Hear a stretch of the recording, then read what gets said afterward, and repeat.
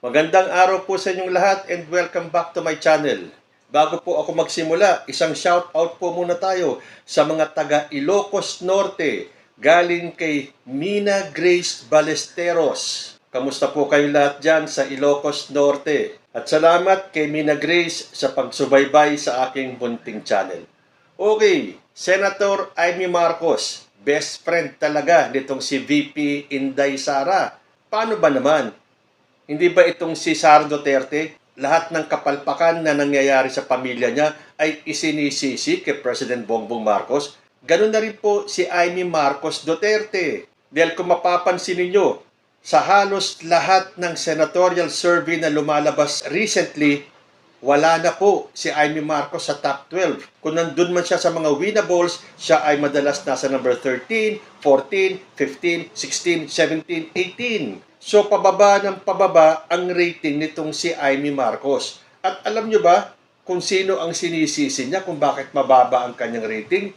Ang kanyang kapatid, ang ating Pangulong Ferdinand Bongbong Marcos Jr. Sabi po dito sa balita, pagbulusok ni Senator Amy sa senatorial survey, isinisi sa mababang approval ratings ni PBBM. Pero unahan na po natin yan, yung sinasabing mababang approval ratings ni PBBM. Dito po kasi sa inilabas na survey ng Okta Research na ginawa noong April 2 to 5, 2025, PBBM nakuha pa din ang majority support mula sa mga Pinoy. Ang trust rating po ni PBBM, 60%, ang approval rating, 59%. Ang pagkakaalam ko po kasi itong 60% na trust rating galing sa 65%. So, bumaba ng 5%. So what? Yan po ay majority pa rin. 60% trust rating, 59% approval ratings. At natural sa mga presidente ang mag-up and down ang kanilang approval o trust rating. Pero itong ratings na to ay mataas pa rin po. Tandaan nyo, 60%. Ang majority, 50 above. So majority pa rin ng taong bayan ang nagtitiwala at gusto ang performance ng ating Pangulo. Balik po tayo dun sa balita. Itinuro ni Senator Amy Marcos ang mababang approval ratings ng kapatid niyang si Pangulong Ferdinand Bongbong Marcos Jr. bilang dahilan ng pagbulusok o pagbaba niya sa senatorial surveys. Batay sa inilabas na survey ng Okta noong April 29, bumaba sa 60% ang mga Pilipinong nagtitiwala sa Pangulo mula sa 65% na natanggap niya noong November 2024. So, doon nagbase itong si Amy Marcos. Bumaba daw ang bilang ng mga nagtitiwala sa ating Pangulo. 60% pa rin yun. So, ano itong sinasabi ni Amy Marcos na kaya siya sumasadsad sa rating ay dahil bumababa ang trust and performance rating ni Pangulong Bongbong. Tandaan po natin, majority pa rin po yan. Tuloy ko. Samantala, base naman sa Pulse Asia survey na inilabas noong May 5, bigo si Senator Amy na makapasok sa Magic 12. Naglalaro sa 14 to 18 ang pwesto niya sa survey matapos makakuha ng voter preference na 24.7% at 23.7%. Kung babalikan ninyo yung episodes ko kung saan nilabas natin yung Pulse Asia, Okta Research, SWS, makikita nyo naman yung percentage points ni Amy Marcos. Nasa line of 2 na lang. Kung noong mga unang panahon ng kampanya, siya ay mataas, nasa number 5 or 6, dahil siya ay nakadikit pa sa alyansa, nagsimulang bumaba ang ratings nitong si Amy Marcos mula nang siya ay tumiwalag sa alyansa. So, kasalanan ni Bongbong Marcos yun, Amy Marcos? Ikaw ang tumiwalag sa alyansa. Kung makapanira ka sa gobyerno ng kapatid mo, parang si Sara Duterte ang kapatid mo. O ngayon, gumawa kayo ng campaign ad ni Sara Duterte, yung itim. Nakatulong ba sa'yo yung pag-endorso ni Sara Duterte? After nung political ad na yon, ilang survey na ang lumabas. Natulungan ka ba ni Sara Duterte na umangat sa survey? Hindi. Lalo kang bumulusok pababa. Kasalanan ni PBBM yan? Umalis ka ng alyansa, dumikit ka sa isang papalubog na barko, tapos kapag tuluyan ka ng nalunod, ang sisi na kay President Bongbong. Ang galing naman ni Amy Marcos. Sara Duterte ang datingan. Kaya sa panayam ni kapamilya broadcast journalist Karen Davila nitong Miyerkules, May 7, sinabi ni Senator Amy na damay umano siya sa masamang ratings ng administrasyon. Para ka na rin talagang si Sara Duterte magsalita, Amy Marcos. Pilit niyong pinipilipit ang katotohanan para umayon sa interest ninyo. Sabi pa ni Senator Amy, it is very clear that the approval ratings of the administration are very, very bad.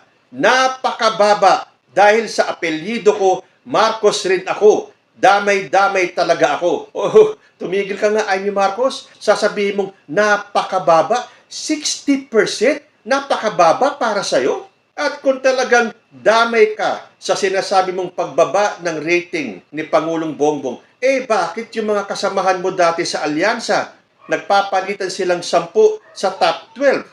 Balikan ninyo yung mga surveys na inilabas ko.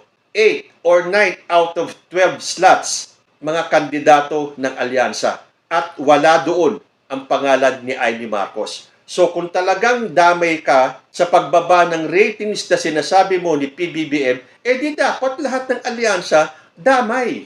Wala dapat sa kanila ang nakapasok sa top 12. Porque bumaba ang ratings mo, dadamay mo na ang buong alyansa at si President Bongbong Marcos. Again, 60% majority pa rin po yan. O baka naman para kay Amy Marcos, napakababa ng 60%. Dahil daw sa apelyido niya, Marcos din daw siya, damay-damay talaga ako. Hindi ka damay, Amy Marcos. Bumagsak ka on your own doing. Kasalanan mo. Para ka talaga yung mga Duterte. Pag may nagawang palpak ang pamilya, ang sisi kay President Bongbong Marcos. Ganyan ka rin. But then again, 60% is 60%. And that is majority pa rin ng taong bayan. Dahil walang katotohanan yung napakababang sinasabi mong ratings. Dagdag pa niya, unfortunately, magkabila ang damay ko. Collateral damage ako kapag nasisira yung administrasyon. Tapos binabanatan din ako pag may Duterte issue. Sino ba ang may kagagawa nito? Sino ba ang namangka sa dalawang ilog? Ikaw lang naman At meron pa pala, si Camille Villar. O ano na ang nangyayari sa inyo? Pababa ng pababa ang mga ratings nyo. At sigurado damay dito si Camille Villar. Nanganganib siya na hindi siya makapasok sa top 12. Magpa-endorso ba naman kayo kay Sara Duterte? Meron niyang kiss of death.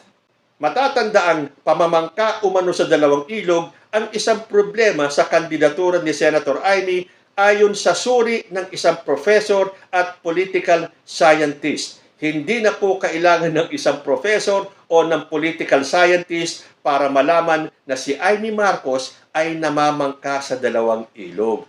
Buti na lang doon sa pagkakadakip at pagkakakulong ni dating Pangulong Rodrigo Duterte, inilabas na ni Amy Marcos ang totoong kulay niya, na siya ay isang solid Duterte supporter. In fact, sabi nga ni Sara Duterte, magpalit na kaya siya ng pangalan. Oo nga dapat nga magpalit ka na ng pangalan, Amy, dahil nakakahiya ka sa angkan ng mga Marcos. Hindi namin akalain, kaming mga Marcos loyalist, na gagawin mo yan sa pamilya mo nang dahil lang sa nabulag ka ng mga Duterte. Hindi ka na nahiya matapos ng napakatagal na panahon na ipinaglaban ninyo ang pamilya ninyo, ang pangalang Marcos, ikaw pala ang sisira sa legasiya ng iyong ama. Ito kasi ang naging pananaw ng political scientist at UST professor na si Dennis Coronacion kung bakit hindi nakakapasok si Senator Amy Marcos sa Magic 12 na mga survey ngayon. Pamamangka sa dalawang ilog ang problema sa kandidatura ni Amy Marcos. Sabi po yan ni Dennis Coronacion. Established na naman yan na hindi porke gumastos ka ng malaki, it would translate to votes. So, ibig sabihin, at nababalitaan po natin, isa si Amy Marcos na pinakamalaki ang nagastos ngayong eleksyon na ito. Apart from that, sabi ni Coronacion, I think yun pa rin yung problema ni Senator Amy Marcos. Kasi she is identified with both camps. Yung isa sa brother niya at saka sa mga Duterte. In public, she is siding with the Dutertes. Alam mo, meron tayong parang we do not trust people who are namamangka sa dalawang ilog. Kasi of course, among the Duterte supporters, parang they don't trust her too much. Kasi kadugo niya pa rin yung Pangulo. Pero sa alyansa naman ng Pangulo, tingin ko wala rin silang binibigay na full trust kay Senator Amy kasi nga sa kanyang ginagawang pamamangka sa dalawang ilog. Diyan nga sa mga DDS hindi ba nagalit si Maharlika, yung vlogger nila, nung inindorso ni Sara Duterte si Amy Marcos? Hindi ba negative din siya kay Sal Panelo, kay Harry Roque, at ngayon kay Hanilet Avancenia? Nung sinabi ni Hanilet na hindi siya naniniwala kay Amy Marcos. So, saan lulugar itong si Amy Marcos? Isinuka na siya ng mga Marcos loyalist. Sinusuka rin siya ng mga DDS. So, sino ang may kasalanan ng pagbagsak ni Amy Marcos? Si President Bongbong ba? Huwag ka nang magpaawa, Amy Marcos, dahil wala pong naniniwala sa iyo at hindi kami naaawa sa pag-victim mo. Bumagsak ka dahil sa kagagawan mo. At walang kinalaman si President Bongbong sa iyong pagsadsad sa ratings. So nakita mo na, mula nung dumikit ka si Sara Duterte, pati yung mindset ni Sara, yun na rin ang mindset mo. Gagawa kayo ng kapalpakan, isisisi ninyo kay President Bongbong. Tapos, aasa ka ng boto sa mga DDS at sa mga Marcos loyalist? Ano kami? Baliw? Kayo po, ano sa tingin ninyo ang dahilan kung bakit patuloy ang pagsadsad ni Amy Marcos sa ratings? Comment lang po down below and I will see you in my next video. Diyos, ti Agmina.